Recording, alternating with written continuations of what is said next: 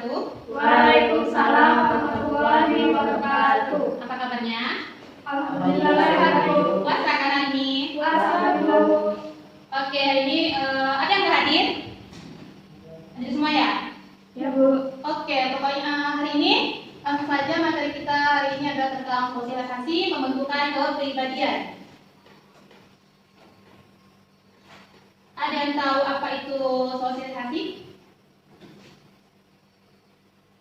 Ada yang tahu? Ada yang tahu?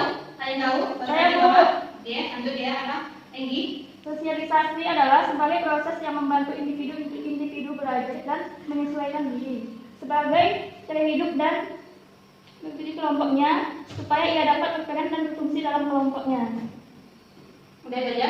Oke. Secara sederhana, sosialisasi dapat diartikan sebagai sebuah proses seumur hidup yang berkenaan dengan bagaimana individu itu mempelajari cara-cara hidup serta norma dan nilai sosial yang terdapat dalam kelompoknya agar dapat berkembang menjadi pribadi yang dapat diterima oleh kelompoknya. Intinya di sini adalah sosialisasi itu adalah sekumpulan seseorang. Jika tidak ada kumpulan orang, maka sosialisasi ini tidak akan terjadi. Selanjutnya adalah tahap-tahap sosialisasi. Yang pertama itu tahapan persiapan. Tahapan ini dialami sejak manusia dilahirkan saat seorang anak mempersiapkan diri untuk mengenal dunia sosialnya, termasuk untuk memperoleh pemahaman tentang dirinya sendiri. Selanjutnya itu tahap meniru atau play stage. Tahap ini ditandai dengan semakin sempurnanya seseorang anak menirukan peran-peran yang dilakukan orang dewasa. Intinya di sini dari dia kecil dia sudah melihat kegiatan orang tuanya, maka otomatis dia akan menirukan kegiatan orang tua tersebut. Selanjutnya tahap siap bertindak. Peniruan yang dilakukan sudah mulai berkurang dan digantikan oleh peran yang secara langsung dimainkan sendiri dengan penuh kesadaran. Ini adalah masa kita sudah menginjak masa dewasa. Kita melakukan sesuatu itu dengan kesadaran kita sendiri, tanpa kita atau mengikuti kayak seperti tahap yang B, tahap yang kedua, tahap biru. Selanjutnya adalah tahap penerimaan norma kolektif. Pada tahap ini, seseorang telah dianggap dewasa. Dia sudah dapat menempatkan dirinya pada posisi masyarakat secara luas. Seperti kita saat ini di kampung atau di desa kalian, ketika sudah mengikuti kegiatan seperti remaja masjid, itu merupakan suatu posisi kalian di masyarakat. Selanjutnya, proses bentuk dan sifat sosialisasi. Yang pertama kita bahas adalah proses sosialisasi. Yang pertama ini adalah internalisasi, yaitu belajar menanamkan dalam kepribadian segala perasaan, nafsu, serta emosi yang diperlukan sepanjang hidupnya. Berarti di sini adanya muncul rasa, yaitu seperti rasa simpati, empati atau sugesti. Selanjutnya proses sosialisasi, di mana seorang individu mendapatkan pembentukan sikap untuk berperilaku sesuai dengan kelakuan kelompoknya. Proses enkulturasi, proses di mana seorang individu mempelajari dan menyesuaikan alam pikiran serta sikapnya dengan adat istiadat, sistem norma dan peraturan-peraturan yang hidup dalam kebudayaannya. Maksudnya di sini adalah seorang tersebut dapat mulai memahami atau menyesuaikan norma atau hukum yang ada. Selanjutnya adalah bentuk-bentuk sosialisasi. Yang pertama adalah sosialisasi ini ada dua bentuk. Yang pertama primer dan yang kedua sekunder. Yang pertama kita bahas adalah primer. Peter L. Dezer dan Luhmann mendefinisikan sosialisasi primer sebagai sosialisasi pertama yang dijalani individu semasa kecil dengan belajar menjadi anggota masyarakat atau keluarga. Sosialisasi primer ini merupakan tahapan pertama seseorang untuk memulai untuk belajar. Belajarnya itu berawal dari keluarga. Selanjutnya sosialisasi sekunder. Di sini memperkenalkan individu ke dalam kelompok tertentu dalam masyarakat. Bentuknya dapat berupa resosialisasi dan desosialisasi. Selanjutnya adalah sosialisasi represi. Ini menekankan pada penggunaan hukuman dalam kesalahan dilakukan oleh individu. Misalnya itu seperti ini. Misalnya ini tidak mengerjakan PR, gitu ya kan? Jadi otomatis seorang guru tersebut memberikan hukuman kepada ini. Nah, jadi guru tersebut menjelaskan bahwa ini itu salah. Jadi itu mengerti bahwa ini hukuman, begitu. Itu merupakan sosialisasi represi. Selanjutnya sosialisasi partisipasi.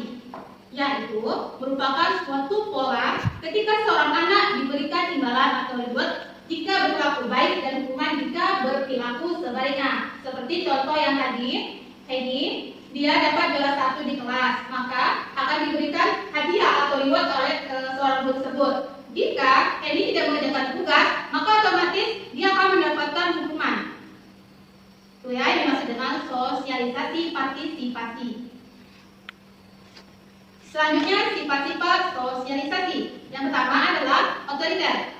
Ini yaitu sosialisasi yang dilakukan oleh pihak-pihak yang memiliki kedudukan tidak sama dan tidak sederajat. Misalnya itu antara saya dan kalian. Kita kan tidak sederajat kan? Saya guru dan kalian siswa. Selanjutnya sosialisasi egaliter, yaitu sosialisasi yang dilakukan oleh pihak-pihak yang memiliki kedudukan yang sederajat atau sama. Misalnya antara kalian. Oke, ini adalah salah satu contoh dari sosialisasi otoriter. Tampak dari gambar tersebut ada seorang guru dan siswa. Nah, tadi kan sudah penjelasannya bahwa otoriter itu adalah ini pihak-pihak yang memiliki kedudukan yang tidak sama. Seperti gambar tersebut ada guru dan ada seorang murid. Selanjutnya sosialisasi egaliter. Ini merupakan sesama kawan sebaya kita. Misalnya kalian saat bermain atau kumpul, kalian sedang ngobrol-ngobrol, itu merupakan sosialisasi egaliter. Selanjutnya agen dari sosialisasi. Yang pertama itu dia keluarga. Agen sosialisasi meliputi ayah, ibu, saudara kandung, dan saudara angkat yang belum menikah dan tinggal secara bersama-sama dalam satu rumah. Selanjutnya teman bermain. Teman bermain dimaksudkan sebagai kelompok yang bersifat kreatif, namun dapat pula sangat berpengaruh dalam proses sosialisasi serta keluarga. Selanjutnya sekolah. Di sekolah ini sebagai besar tugas sekolah harus dilakukan sendiri dengan penuh rasa tanggung jawab. Oke, ini merupakan salah satu contoh dari sosialisasi di keluarga. Nah, ini yang tampak dari gambarnya ada seorang orang tua yang memberikan seperti saran atau arahan kepada anaknya agar tidak nakal atau tidak mengulangi kesalahannya yang telah dia perbuat. Selanjutnya, contoh sosialisasi yang dengan teman sebaya seperti yang saya jelaskan tadi. Ini nampak dari gambarnya bahwa sedang ada kayak seperti perkumpulan antara sesama teman. Sudah saya jelaskan dari awal bahwa sosialisasi itu merupakan suatu perkumpulan. Jika tidak ada perkumpulan, maka sosialisasi tidak akan terjadi.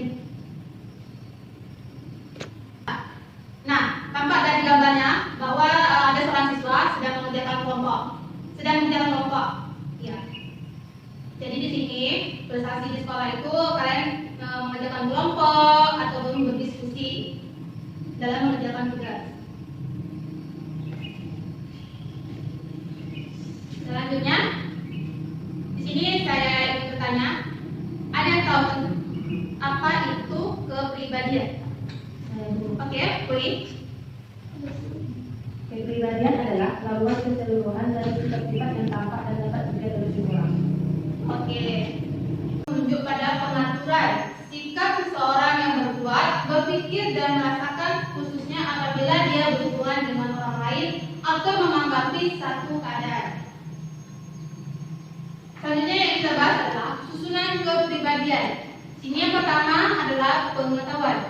Pengetahuan individu terisi dengan fantasi, pemahaman dan konsep yang lahir, dan pengamatan pendalaman mengenai bermacam-macam hal yang berbeda dalam lingkungan individu tersebut. Hanya perasaan. Perasaan adalah suatu keadaan dalam kesadaran manusia untuk menghasilkan penilaian positif ataupun negatif terhadap sesuatu. Perasaan ini seperti kalian itu memberikan suatu rasa seperti seperti saya jelaskan tadi, empati, simpati, dan sugesti. Ini adalah dorongan naluri. Di sini dorongan naluri adalah kemampuan atau kemauan yang merupakan naluri pada setiap manusia. Sedikitnya ada 7 macam dorongan naluri, yaitu dorongan untuk bertahan hidup, dorongan seksual, dorongan untuk mencari makan, dorongan untuk bergaul dan berinteraksi dengan sesama manusia, meniru tingkah laku sama, berbakti, dan dorongan akan keindahan bentuk, warna, suara, dan gerak. Oke, materinya sampai di sini. Ada yang ingin bertanya? Saya Bu. Ya, ini silakan. Saya ingin bertanya Bu tentang bagaimana contoh dari tahap persiapan sosialisasi. Oke, di sini kata makan. Contohnya kan, kata makan yang diajarkan ibu kepada anaknya yang masih balita diucapkan mam atau ya kan kalau anak itu mam gitu. Jadi makna kata tersebut juga belum dipahami secara tepat oleh anak. Lama-kelamaan anak memahami secara tepat makna kata makan tersebut dengan kenyataan yang dia alami. Kalau masih kecil dia pasti otomatis belum mengerti apa itu makan. Tapi nanti setelah umur mungkin 1 tahun atau 2 tahun dia sudah mengerti. Gitu. Ada yang bertanya lagi? Tidak? Oke, jika tidak ada, maka saya akan berikan tugas untuk anak semua. Tugasnya adalah kalian itu mengamati suatu sosialisasi yang terjadi di kampung kalian. Tugasnya dikumpulkan di depan. Oke, baiklah cukup sekian materi kita hari ini. Jika ada salah saya dalam menyampaikan materi, saya maaf. Saya akhiri. Wassalamualaikum warahmatullahi wabarakatuh.